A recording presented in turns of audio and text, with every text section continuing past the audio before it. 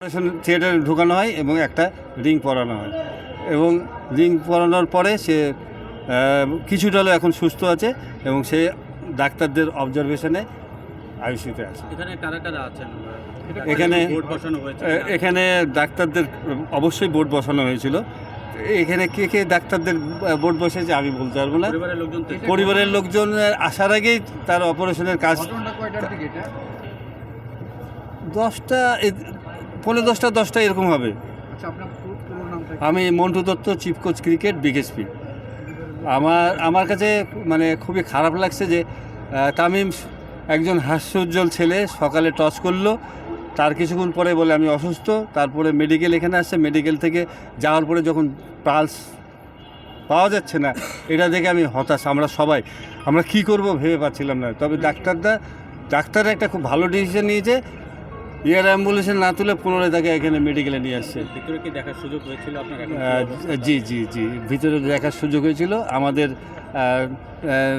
Lieutenant আমাদের colonel গোলাম মাহবুব স্যারের সাথেই ছিলেন, সেই সুবাদে আমি ভিতরে ঢোকার সুযোগ পাই এবং অপারেশন থিয়েটারে খালি ঢুকি নাই, অপারেশন থিয়েটার বের করার পরে তাকে দেখার সুযোগ হয়েছিল এবং তার মা ওই সময় তার মা আল্লাহর কাছে আমি চাই যে দেশবাসী যেন তামিম ইকবালের জন্য দোয়া করে, সেই জন্য আবার সুস্থ হয়ে মাঠে ফিরে আসতে পারে। পরিবারে কে কে আছে এখানে?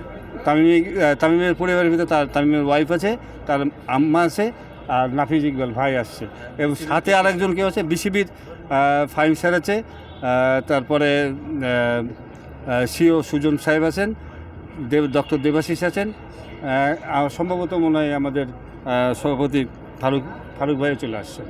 আর তামিমের সঙ্গে সর্বশেষ আপনার কি কথা হয়েছে? এটা নিয়ে কোনো কথা হয়েছে কি? না, তামিমের সাথে কথা হয়নি।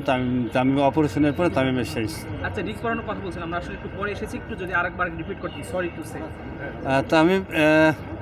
তামিমের মানে এয়ার অ্যাম্বুলেন্সে যখন আমরা তুলতে যাব তখন তামিমের অবস্থা খুব খারাপ ছিল, আমরা তুলতে পারি নাই।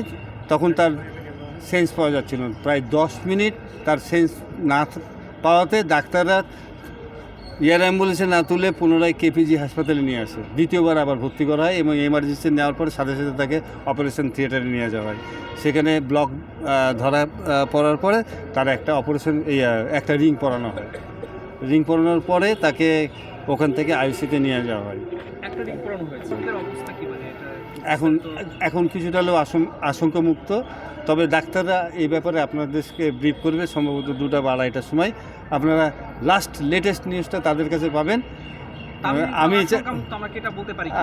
কিছুটা আপনারা পুরোপুরি বলতে পারবেন না, আশঙ্কাটা এটা তো কিছুটা হলে আশঙ্কামুক্ত বলতে পারেন। এবং আমি এটাই বলবো যে দেশবাসীর কাছে যে সবাই যেন তামিমের জন্য দোয়া করে, তামিম যেন সুস্থ হয়ে আবার খেলার মাঠে ফিরে আসতে পারে। আপনার নামটা? আমি Montu Dutta, chief coach cricket, BKSP.